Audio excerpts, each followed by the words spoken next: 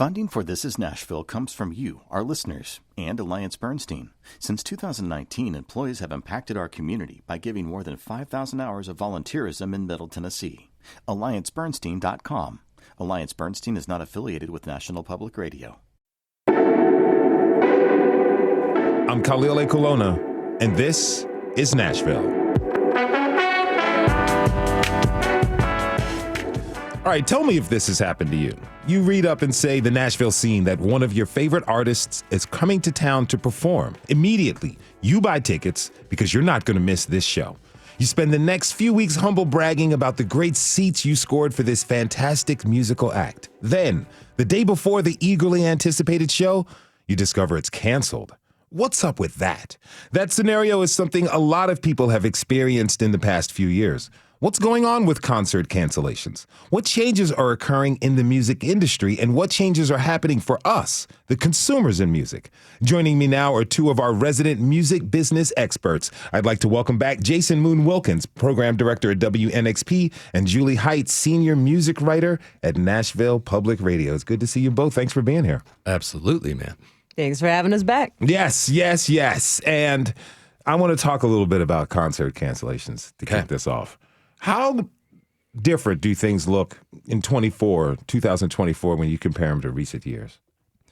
You know, I'd say being on the front lines at WNXP of concert, that's a lifeblood of what we do as a music station.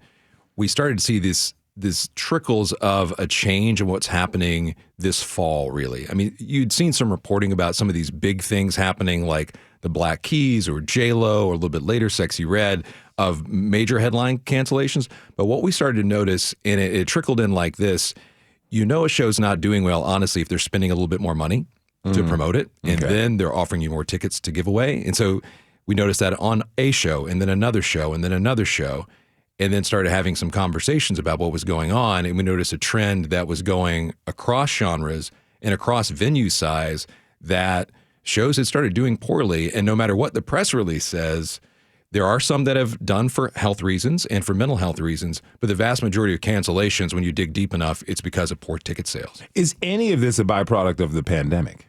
I mean, I think we're still kind of examining these things, but it really does seem like, I mean, the shift between recent years and this year, it was sort of like coming out of the pandemic. There was this boom where people had, money that they had not been spending on going to shows or festivals, that kind of thing, and the eagerness to get back out there and see bands.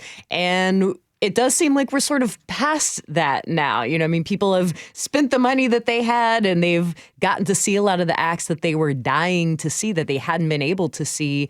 And so there is that element of market oversaturation that you have been looking closely at, Jason. Yeah, I've heard from a lot of different folks in the industry, and there was one particular moment during the Americana Fest where I talked to a variety of different people at different levels of the industry. So promoters, venue owners, booking agents, managers, artists themselves.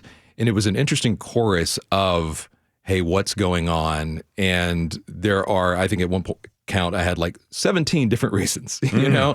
But there were certain things that sort of led that way. And one of those things, to your point, Julie, was that there was this pent-up demand. You've seen this in reporting from lots of people, NBC, NPR, that was somewhat satiated over the last couple of years. And we're starting to return to a normal. And part of that normal is that there are up times and down times in music attendance. January is usually down. July is more about festivals, things like that. Whereas the last couple of years, there were still tons of shows in January, And to your point, Julie, there was money for that. But then it gets into these complicating factors of inflation in general, people's anxiousness about elections, things like that, and spending reducing across the board on events. And it's starting to really hit what normally is an uptime, like the fall. It's hard to go to a concert when the rent is too damn high. Absolutely. Yes. Yeah, and we should acknowledge that, over the last decade, the rise in ticket prices has been outpacing inflation. Oh, by a lot. That's one of my favorites. We were talking about some of these stats earlier, and Julia asked, are you writing down stats? And one of them came from a Planet Money piece, and it was talking about ticket prices over this period, and it doesn't extend to 2024, but it still illustrates went up by 58%. Wow. Right. And we see that, you know, there's increases in everything, gas, milk, all that. But when I think you feel that as a consumer, right? You know, and sometimes you feel like an old head when you say like, well, it was $20, but it really was $20 only 10 years ago, which isn't that long ago when it comes to inflation. And there's lots of reasons for that money grab, and some of them very legitimate. Artists who lost a ton of money trying to get that revenue back, trying to pay crew, all of that. But it has resulted in a really outsized boost in ticket prices. So what's the impact on artists, fans, and the music business at large with these changes? What's a big question? That's something that well, I mean, I would say that we are certainly hoping to hear from an array of impacted people here today who are listening. We want to hear from people who are music makers, who are agents, tour managers, you know, who are crew members on tours, that kind of thing.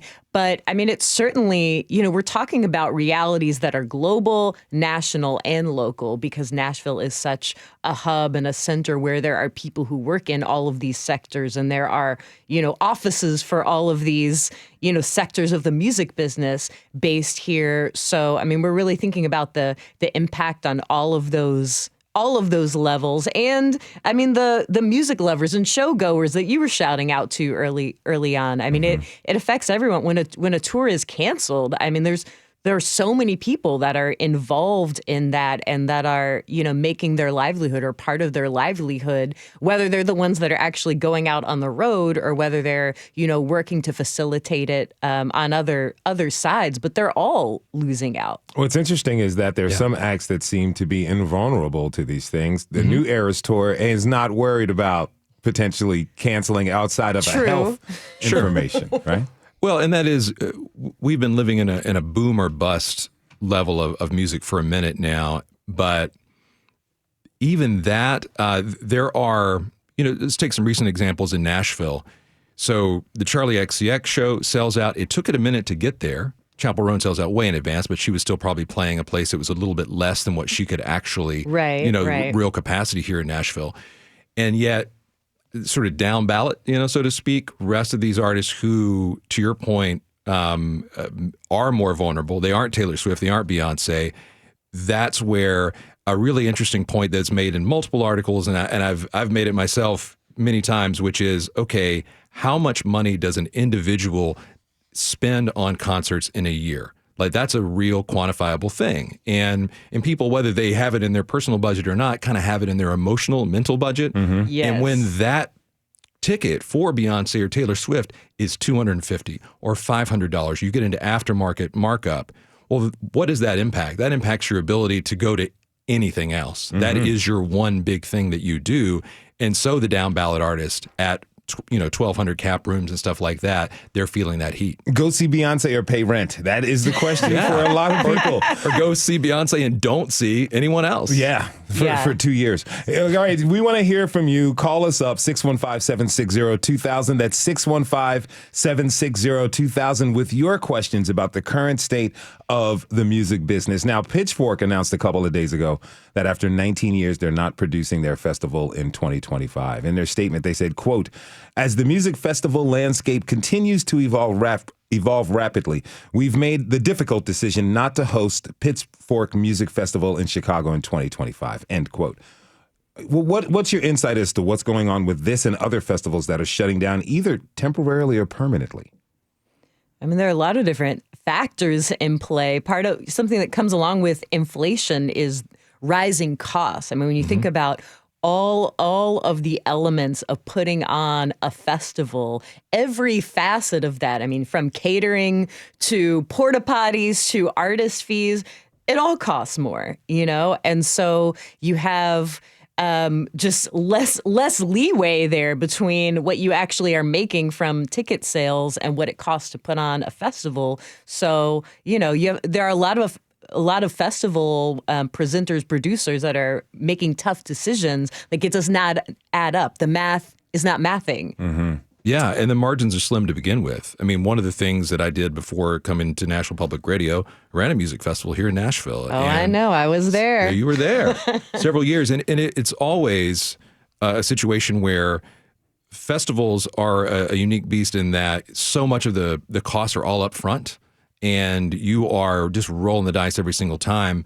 But I think there are factors that are happening that are really fascinating with the downturn in festivals this year specifically. It's happening worldwide, but in the U.S. alone, between 40 and 50 major festivals, and that's usually above 10,000 people attendance, 40, 50 of those either paused or canceled completely. And these are some long-running festivals and ones with big money behind them and stuff that folks here in Middle Tennessee might be familiar with, because right down the road in Chattanooga, there are two major festivals, River Bend and Moon River, both paused for the year. They say they're coming back in 2025, but I hear that's really a maybe. A maybe. And it's happening. Beale Street Music Fest, long time what used to be called Memphis in May. That didn't happen this year. Music Midtown down in Atlanta. That didn't happen this year.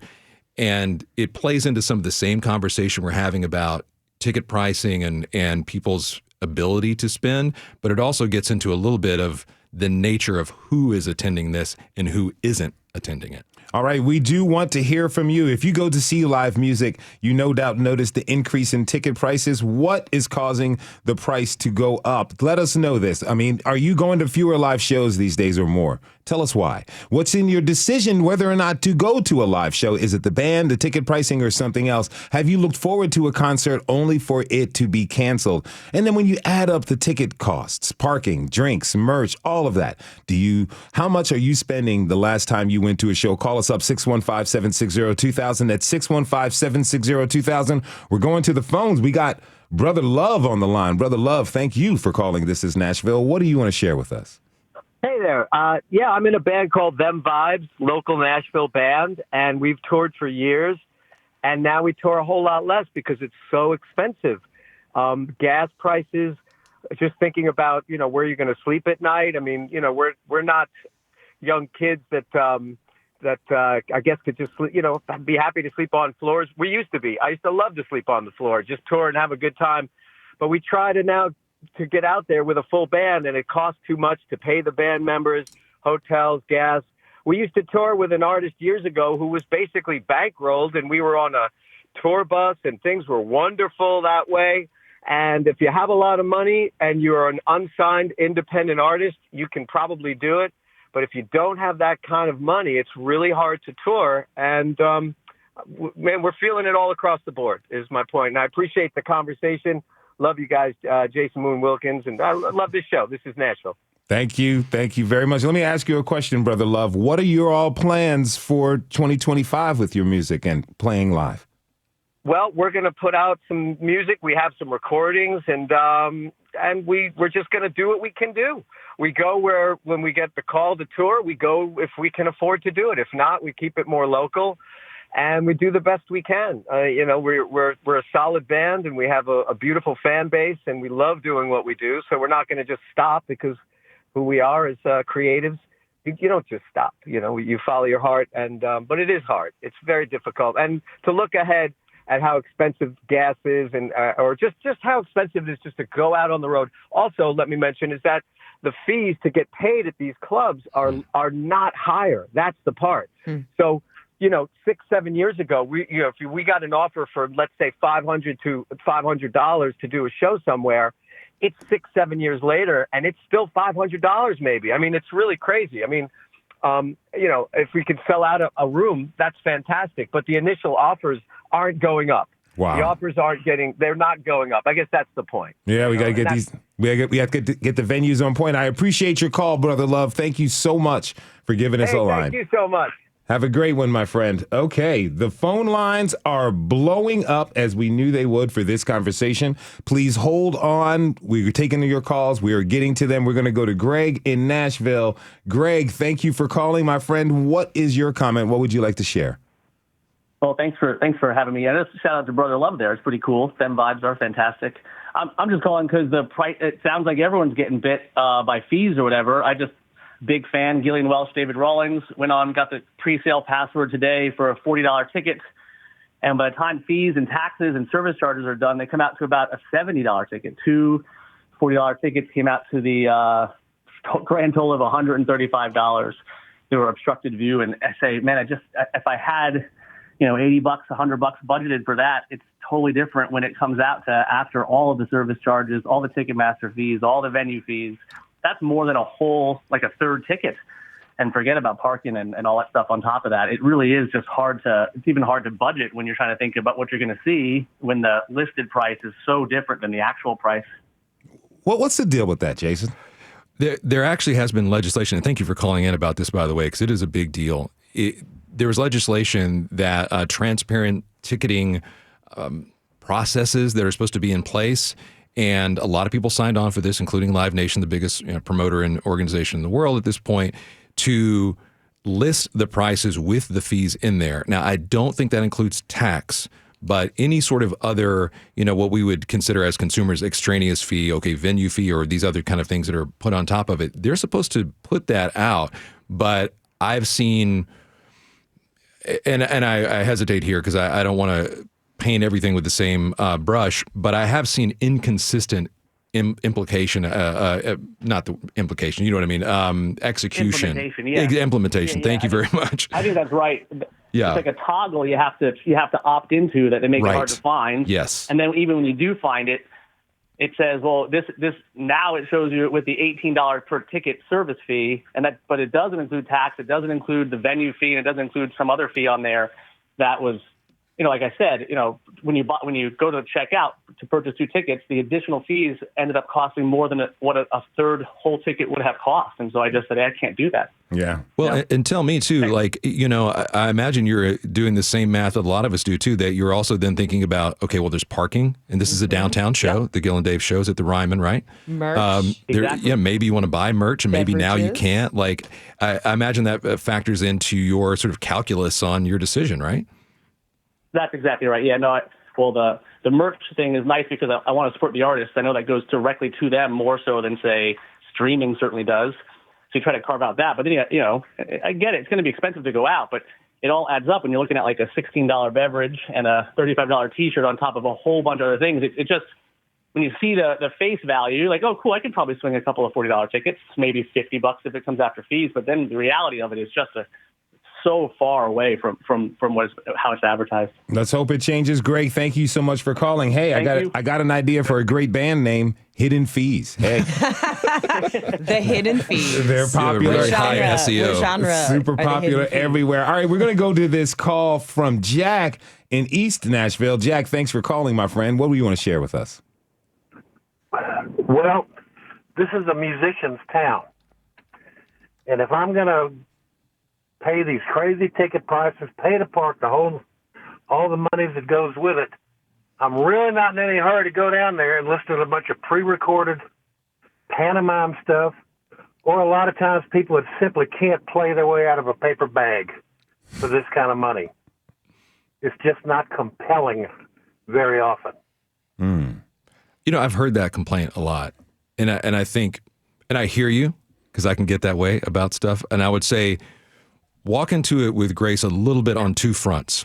One of them is a number of these artists who are starting to tour now didn't get the reps that a lot of us were used to, coming up 90s, 2000s. There's no artist development now, for one thing. No artist development, and a lot of them truly started in the pandemic. And they started in lockdown. They started literally in their own bedrooms, right?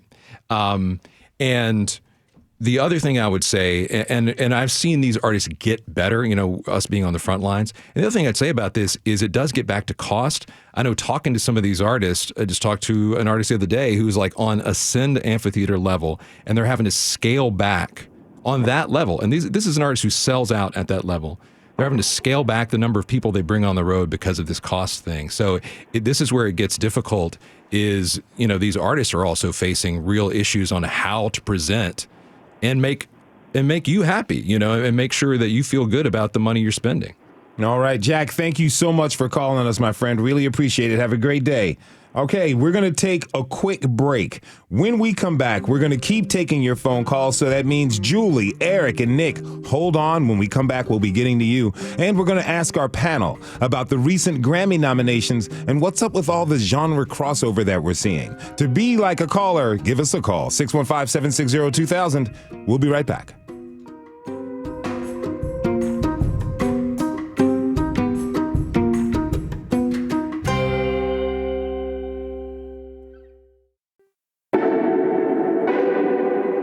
Khalil A. Kulona, and this is Nashville.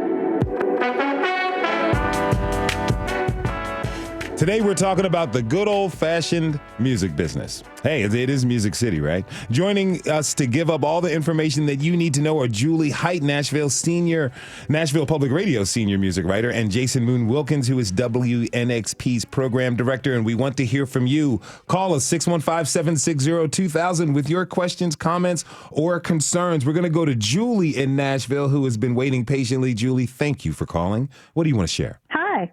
Hi. Well, I know that price is definitely an issue, but what I'm wondering about is whether people are still concerned about being in large crowds with our political climate that we have and with the gun incidents that have happened in recent years. I know that I always think twice going into a large crowd these days, and I know that they do try to do a really good job with security and checking your bag and all that stuff, but I'm just wondering if that might be contributing to some of these festivals shutting down and some of these really larger events shutting down. I think that is such a great point. And I really appreciate you, Julie, bringing this up because it's something that impacted my life in the last week. There was a show my wife and I discussed. It was right at kind of the boiling point of everything that's been going on around the election, and it's downtown, and we thought, I don't know. I mean, we paused, and it was something where my wife brought it up, like, have you thought about this? And I thought about it in a slightly different way. I talked to my son, who is 20, and talked to other people in Gen Z, and they are, of course, very aware between school shootings and mass shootings at events and things like that. It's something that we obviously, as a culture, sometimes just breeze past a little bit, but these are real things that happen. And I do think that whether it's sometimes even conscious, it can be in the back of your mind. And correct me if I'm wrong, venues and festivals have to purchase insurance for these types of things, right? They do. And being very close to a lot of these folks who put on these things, I know that it is something that weighs on them very heavily, and how much money and how many resources they can put towards security, and how, I mean, look, we've seen it even at the highest level, how much you can put really cordons around these events in such a way that you feel super safe. I mean, there's still a feeling of it's the randomness of some of that keeps those guys awake at night. Yeah. Julie, thank you so much for calling. Really appreciate it. Have a good one. Okay, we're going to move over to Eric in East Nashville. Eric, what do you want to share with us, my friend? Hey, everyone. Thanks for having me. I just wanted to say I took a trip to Atlanta. I drove all the way to Atlanta for a show. We went to see Justice with my wife. I had to get babysitters. The tickets were over $100 a piece, and I thought it was worth it. I had a great time. The production was great, and the community, and everyone was vested in it. So I'm a huge advocate for live shows. I hope they never go away, but I understand that artists need to make money, and so I just wanted to sort of make a plug for, it might be worth it for someone you really want to see, and I hope that it stays the course and we keep getting to go see our favorite bands play. So thanks for taking the call. There you go, Eric. Yes. That's a great example of, music fans having to make that kind of calculation. You look at, okay, what are all of the artists that I like that are touring? And maybe you have to choose, you have to prioritize and say, oh no, I cannot miss this show. And I know it's going to be worth it to shell out for those tickets, to make that drive, parking, all of that. I mean, that's a great example. Making choices. That is something we are definitely seeing right now. Eric, I don't want to get in your business. Let me ask two questions to you. How much did you spend total, and did you spend the night in Atlanta after the show, or did you come back immediately? No, we totally did, and it was totally worth it. We got a hotel. I stayed downtown.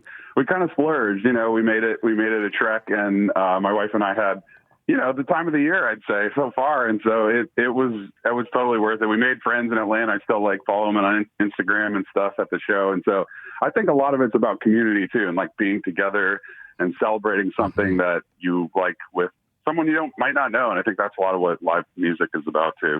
Good for you, Eric. Thank you so much for calling, my friend. Hey, everybody, be like Eric. Go see your favorite artists, support them, and call us up, 615-760-2000. We're going to Nick in Donaldson. Nick, thanks for calling. What do you want to share?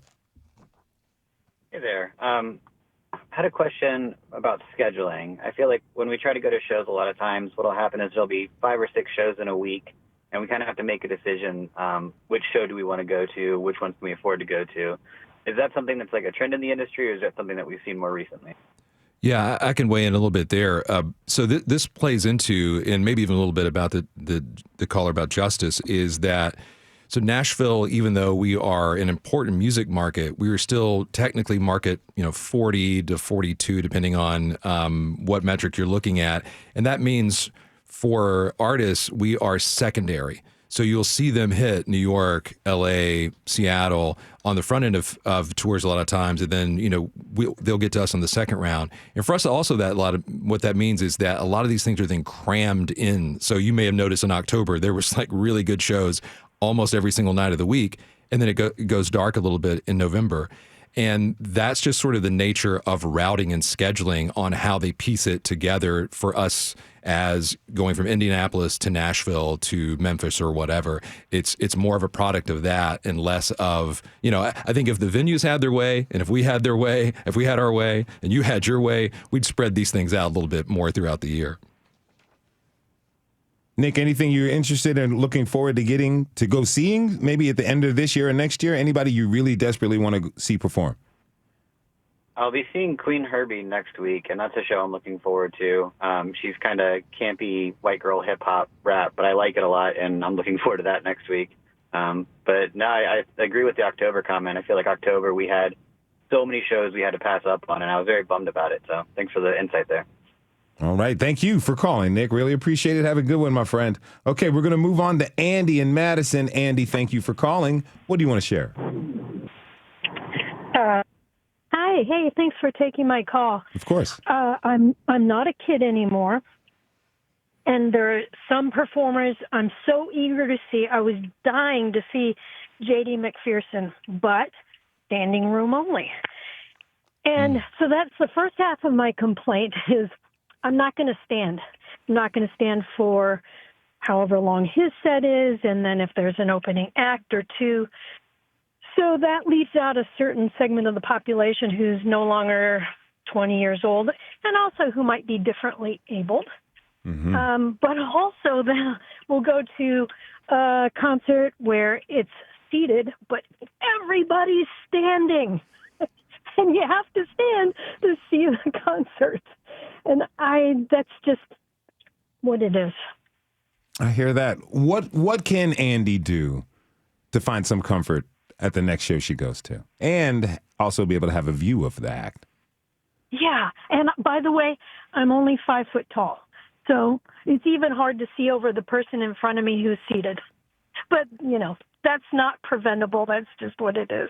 Look, our managing editor knows your situation very well, Andy. Maybe you can hit Tasha up and she can give you some tips and pointers. Yeah.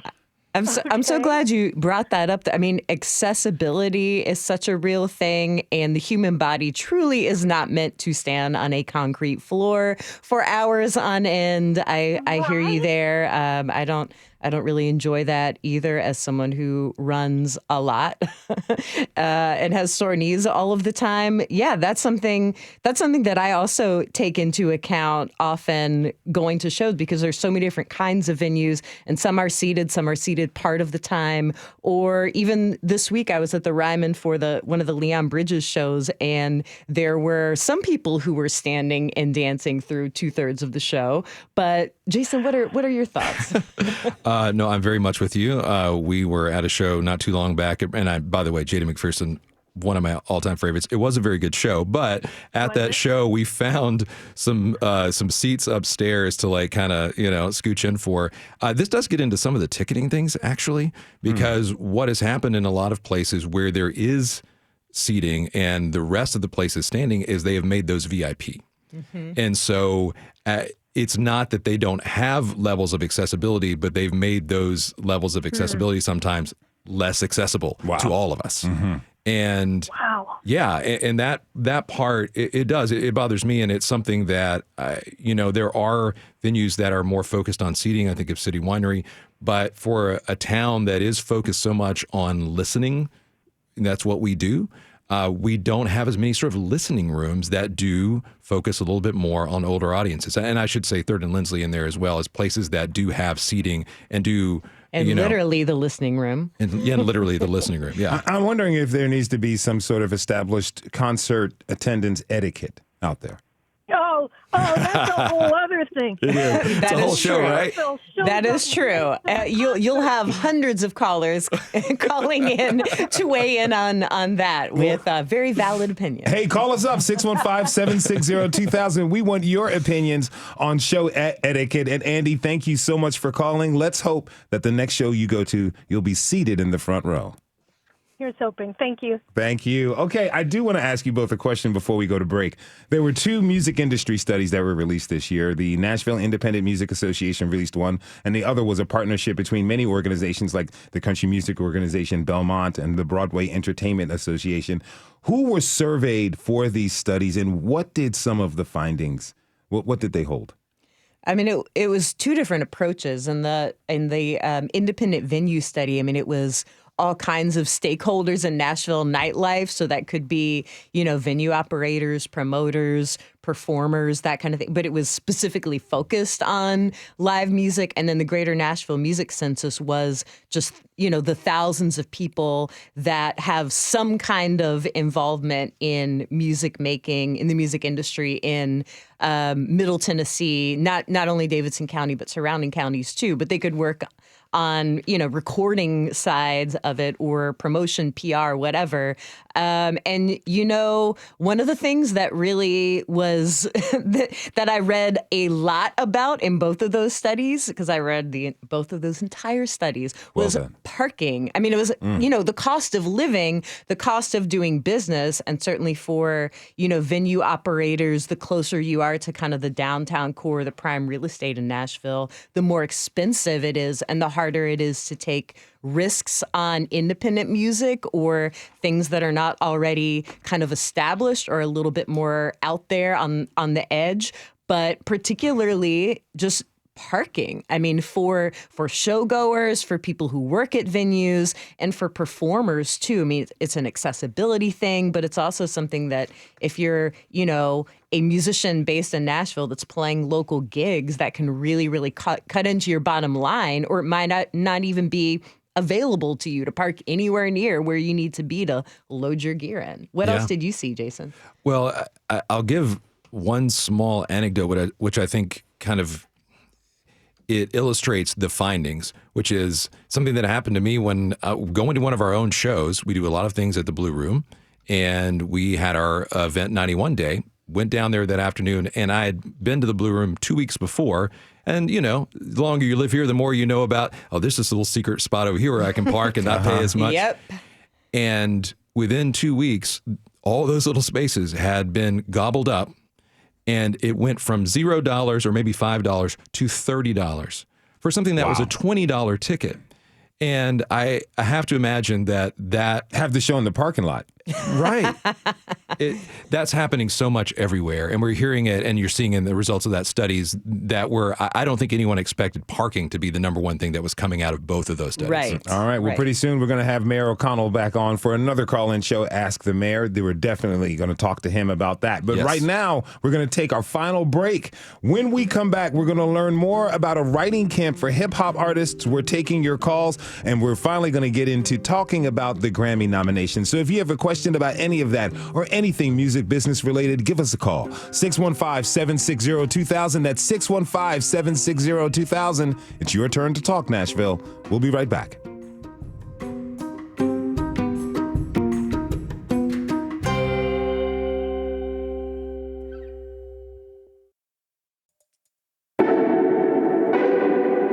I'm Khalil A. Colonna, and this is Nashville. Today, we are talking to Nashville Public Radio's 2 music experts, Jason Moon Wilkins and Julie Height. They're here to answer everything you need to know or want to know about the music industry. Well, almost everything. They are here with us, and we want you to join us too. Call us up, 615-760-2000, 615-760-2000. Now, we were supposed to talk about a hip-hop writing camp and the Grammy nominations and a little bit more about the music business, but I may have opened up a beautiful can of worms by asking people to call in to talk about Concert etiquette in Nashville and Middle Tennessee, you never cease to impress me. You have called up. We're going to take this first call from Bria in Nashville. Bria, thank you for calling. What is your concert etiquette suggestion you'd like to share with us? Oh, man, I don't know if I have one. I just know that I was listening to the guys talking about the fees, and it comes down to, do you want to pay $250 to not hear the artist and not be able to see them because of the phone and be that annoyed person at the concert? I don't want to be that annoyed person at the concert, so you opt out, and I think that's what a lot of people are doing now. When's the last concert you've been to? Ooh, I went to a small show in Asheville for the Storm. Just a local artist. It was great. It was amazing. It was a sit-down show, though, so I think that does make the difference, talking about that woman who was just speaking. Mm-hmm. So those big shows you have no interest in checking out, huh? Oh, man, I used to love them. Absolutely used to love them. Used to be at a show like as often as I could get there. All types of music, didn't matter, but, you pay for the experience as much as the music, if that makes sense. So yeah. The more expensive it gets, the more you're kind of like, do I want to take a chance on what kind of experience I'm going to have that night? Now, here's a little pet peeve I want to ask you about, Bria, and my panelists as well. Something that I've experienced everywhere I've seen music, large shows or smaller shows. You pay money to go see an artist, and people in the audience are talking while the artist is performing. What's up with that? I don't know. Yeah. I don't know. I'm Gen X, though. I think this is part of it. Like, this crowd Yeah, me was too. down in the 90s. That's right. You walk right out the door with most of the stuff you see, and maybe not politely. That is a good point, though. I mean, I think we were talking off air about generational differences because people are trying to, do all kinds of sociological analysis of, what does each generation want? And are people who are in their late teens and early 20s not shelling out for this or that? But that's, I think that certainly also applies to what you're looking for in a live music experience. What is going to make it enjoyable for you, or what's going to make it the opposite of enjoyable? Definitely true. Yeah. Yeah, Brie, do you mind me asking you, like... Yeah, sorry. Oh, no. I mean, this is you. You're talking. You opened up the idea of the phone thing, and I'm so fascinated. Gen X as well, shout out. That's right. But for you... Is it that experience of, okay, someone's taking a picture, or is it those people who, like, they're literally, I don't know if you've seen this, talking to someone else on the other line, streaming the concert, or posting on Instagram? Is it that kind of experience that is like sort of soured? Concert live stream. Right. Is that what's happened to you? Yeah, I think everyone deserves to get a photo at events. Like, take a couple pictures. Like, that is so cool. Everyone wants a remembrance moment. But it's those people who want to hold their phone up in front of you the entire time. That's not cool. I mean, you just stole someone's concert from them. But Jason, you just gave me a great idea. I can charge people to watch my live stream when I go to the show. Pay-per-view Khalil style. Bria, thank you so much. Look, from one generation to the next, one generation Xer to the next, thank you so much for calling. We're gonna have a great day. Yeah, that's right. We didn't start the fire. That's right. Okay. We are going on to Mike in Dixon. Mike's got an issue with cell phones. Mike, thank you for calling, my friend. What do you want to share? I've listened to you for so long, and you hit the right button today. I went to TPAC over the weekend to Tyco Project, the Tyco drums. Mm-hmm. And it's almost a relief when you walk in and they say no cell phones, no recording. Because, again, like she just said, you can just steal somebody's concert experience when you get that person right in front of you holding up that cell phone. And there just doesn't seem to be any etiquette that it's bothering anybody. I mean, standing is one thing. If you're at a concert, somebody stands in front of you, you got to go ahead and stand up. But the cell phone thing, I don't think you can really put that genie back in the bottle, but it's really just kept me from going to some bigger shows because what are you going to pay for, Yeah, I hear that.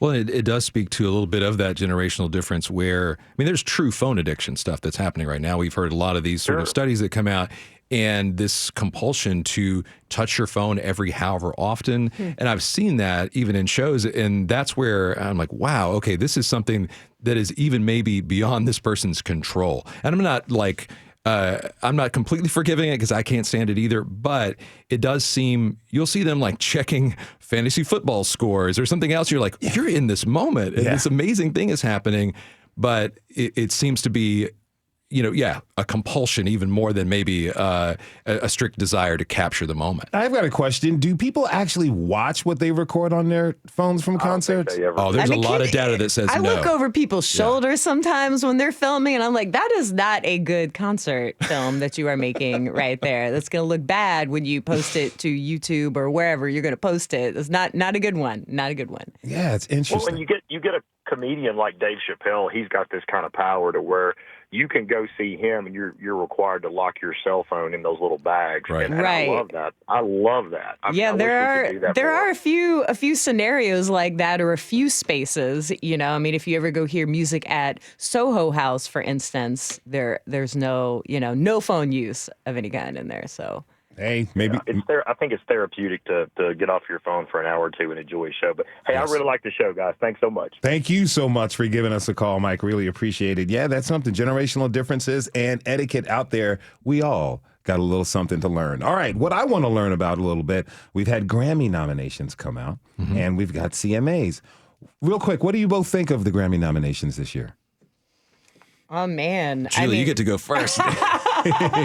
Yeah, well, I mean, the thing that I was waiting to see was what would happen with the Cowboy Carter album, particularly because it was passed over by CMA voters and Grammy voters, who are obviously not specific to any one genre industry, but the broader, music industry, put it in all genre categories and definitely put it in country categories. I mean, it is kind of the country representative in some of those broader pop categories, but it's also in country ones and in Americana and melodic rap, which is certainly a first.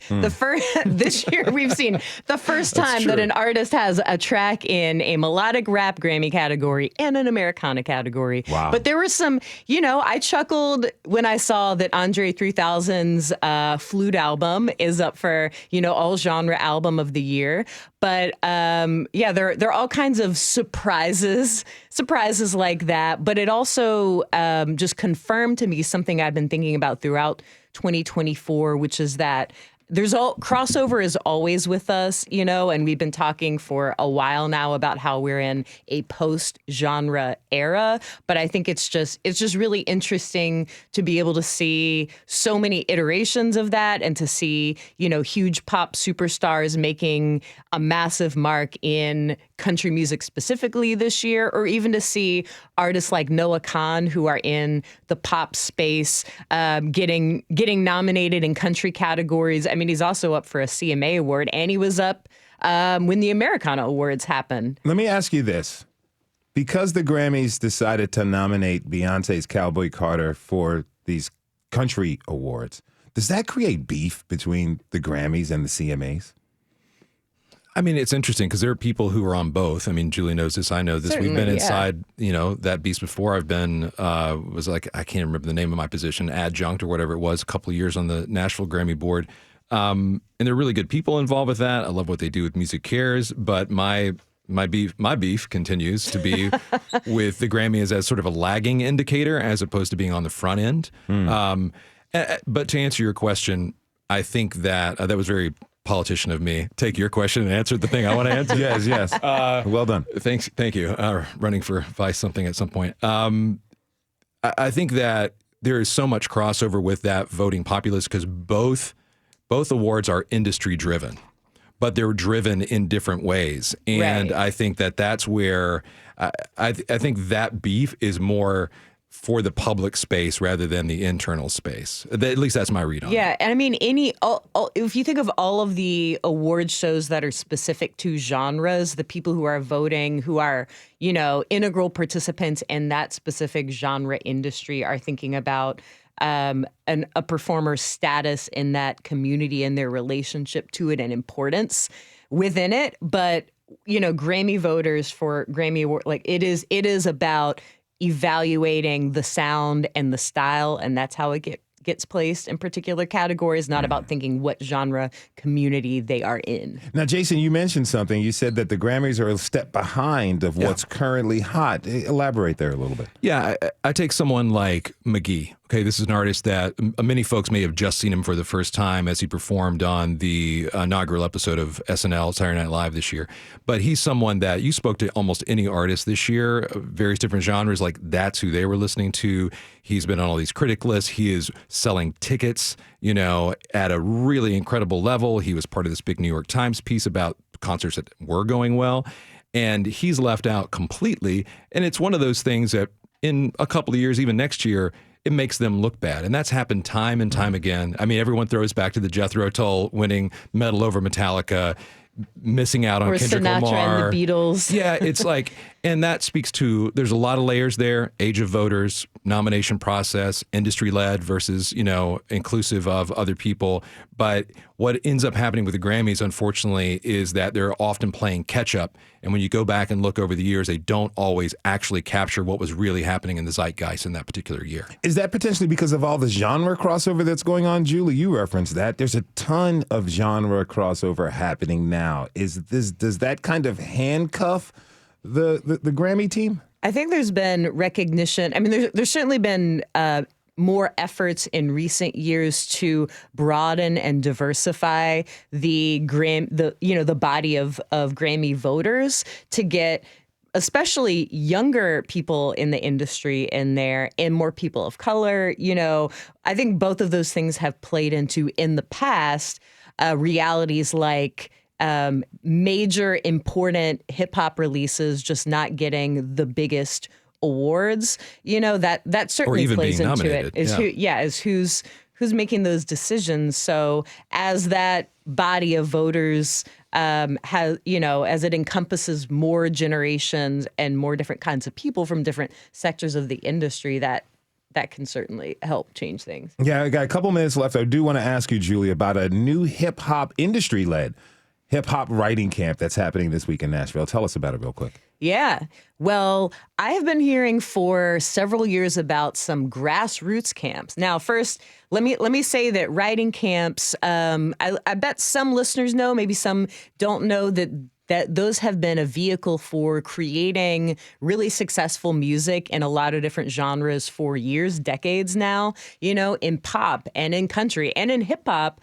But that hasn't been happening here in hip hop. But over the last few years, there have been some grassroots versions of it, just people who are, embedded in the scene here that are putting them on. And one of those is happening later this week. An artist named and producer named Jack Vinoy is pulling one together. So that's happening later this week. But right now, in real time, is the first that I'm aware of big industry-connected camp happening here that Prescription Songs, a publishing company, and Tay Keith, the really successful producer who has a studio here, he has a company called Dramatized, and they have come together to put this camp on. And I went into, and I was kind of a fly on the wall for a session a couple of days ago, and it means that they're bringing people together. Many of them are based in Nashville, at least part of the time. A few people came in from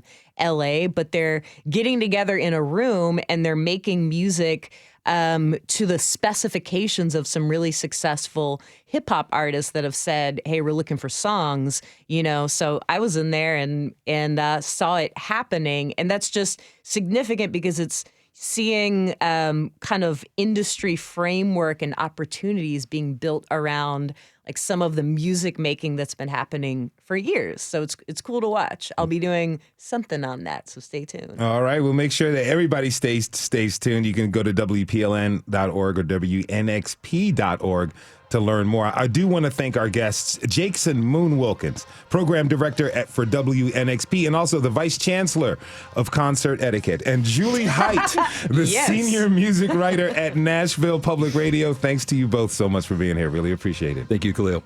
Thank you. All right, coming in next week on Your Turn to Talk, Freddie O'Connell will be here to take your questions.